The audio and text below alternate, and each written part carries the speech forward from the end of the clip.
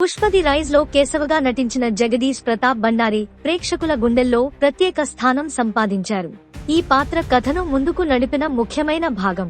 Jagadish voice over కథకు ప్రాణం పోసి పుష్పరాజ్ యొక్క పెరుగుదలలో కీలకమైన పాత్ర పోషించింది.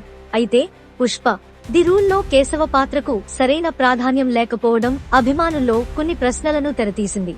సూసైడ్ కేసు ఆరోపణల కారణంగా జగదీష్ వార్తల్లో నిలిచారు. ఈ కేసు విచారణలో ఉన్న సమయంలో ఆయన షూటింగ్ నుంచి కొంతకాలం దూరంగా ఉండాల్సి వచ్చింది. తరువాత బెయిల్ మీద విడుదలైన తర్వాత మాత్రమే షూటింగ్ లో పాల్గొన్నారు.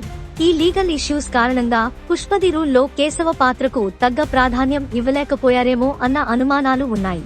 పుష్పది రైజ్ లో కేశవ పాత్ర పుష్పరాజ్ కు మానవీయ కోణాన్ని తీసుకురావడంలో సహాయపడింది. ఇది ప్రేక్షకులతో ఎమోషనల్ కనెక్ట్ ఏర్పరచింది. కానీ పుష్పది రూల్లో ఆ పాత్రను తగ్గించడం వల్ల కథ పాక్షికంగా లోపించింది అని కొందరి అభిప్రాయం. పుష్పది రూల్లో కేశవ పాత్ర తగ్గిపోయినప్పటికీ అభిమానులు పుష్ప 3లో ఈ పాత్రను మరింత బలంగా మలచాలని ఆశిస్తున్నారు.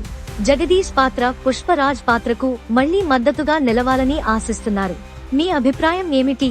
కేశవ పాత్రకు తగిన ప్రాధాన్యం ఇవ్వలేదని మీరు అనుకుంటున్నారా? కామెంట్స్ లో మీ అభిప్రాయాలను తెలియజేయండి.